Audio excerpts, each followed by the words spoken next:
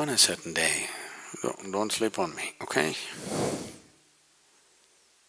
A man was going about selling hats in the tropical heat of India. Village to village, selling hats. In the afternoon, he was very tired, came and sat under a tree, opened his packed lunch, ate it,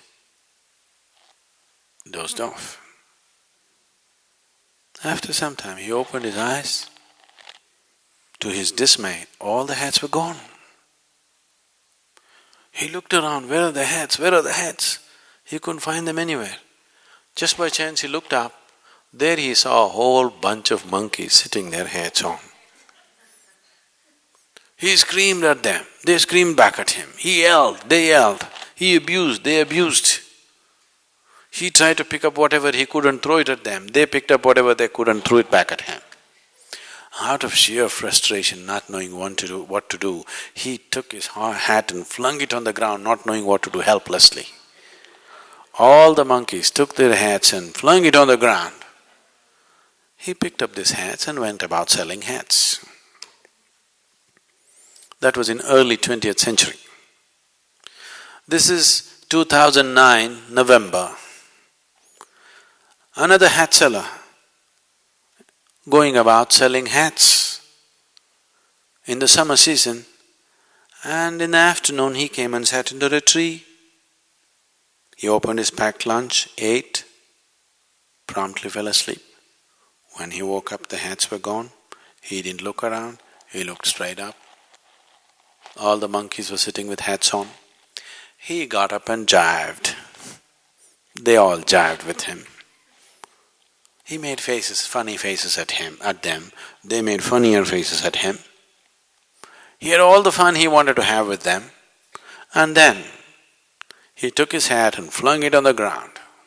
A baboon of a monkey came down, picked up the hat, walked towards him, gave him a tight slap in the face and said, "You fool, you think only you had a grandfather?"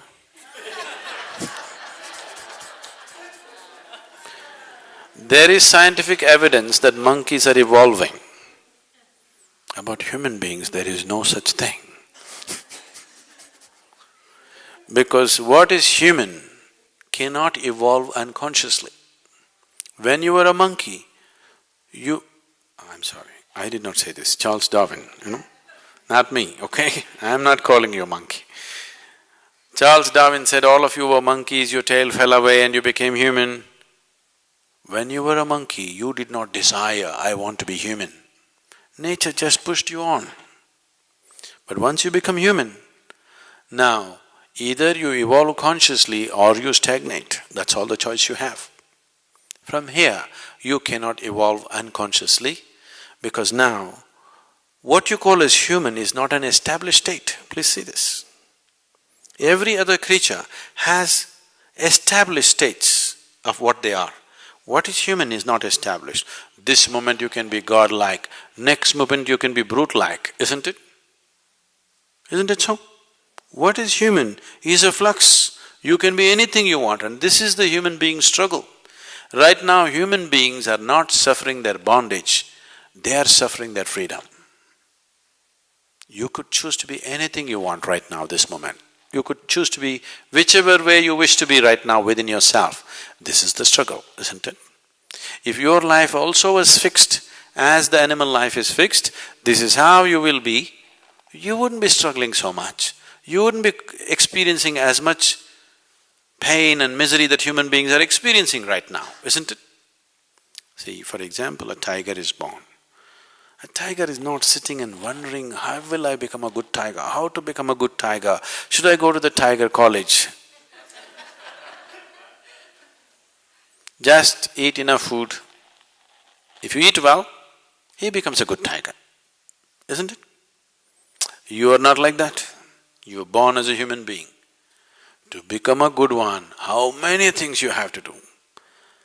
Whatever you do, till the end you don't know whether you made it or not.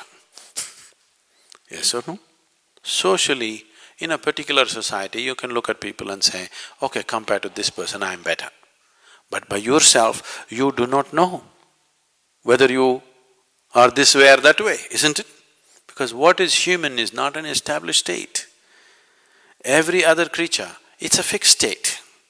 They eat well, they'll become that. If you eat well, at the most your body will grow, nothing else will happen. Isn't it so? Everything else have to be strived for because nature has left you free to become whatever you want to become. And right now, humanity is suffering its freedom, not its bondage. If you're suffering your bondage, it's bad enough, but it's okay. Because if you suffer your bondage, you will want to become free. If you suffer your freedom, it's a tragedy, isn't it? Isn't it so? Once you start suffering your freedom, it's tragic, because what is the way out of freedom? There's a way out of bondage. Where is the way out of freedom? I can bind myself. Please see in how many ways you're trying to bind yourself. You're trying to find a way out of freedom. There is no way out of freedom. There is a way out of bondage, but there is no way out of freedom, isn't it?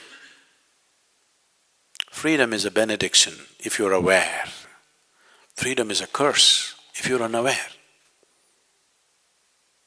So right now, don't curse your freedom, you just have to become more aware. Starting with this, how this works. If you become aware, then this freedom is such a fantastic thing. Such a beautiful thing it is. Because you could be whichever way you want. You could be whatever you want right now within yourself. No animal, no creature has this freedom except the human creature, isn't it?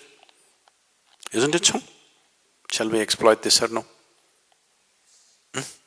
If you do not choose, if you remain a compulsive creature, you cannot call yourself a full-fledged human being. That's why I said it's an evolutionary problem.